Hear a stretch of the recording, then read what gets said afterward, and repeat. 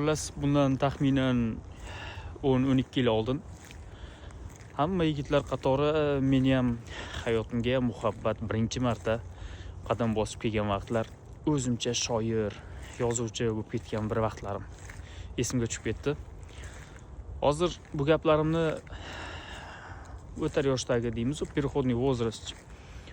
Ana shu yoshdagilar eshitib turayotgan bo'lsa, to'g'ri tushunishadi.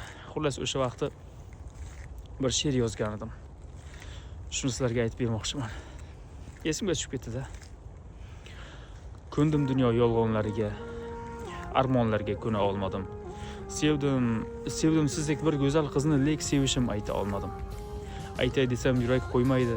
Aytmasam gar yurak qiynaydi sizni, balki sevganim uchun xayol doim sizni o'ylaydi. Xayoldasiz, yurakdadursiz. Ko'ngil boshqa qizga begona. Abbosbekning. Abbosbekning qalbidadursiz, yuragimda sizsiz yagona. Ana shu she'r meni birinchi muhabbat haqida yozgan she'rim. Undan keyin ham bir dunyo she'rlar yozganman, lekin ichida eng meni yaxshi ko'radigan she'rlarimdan biri ana shu hisoblanadi. Sog' bo'ling.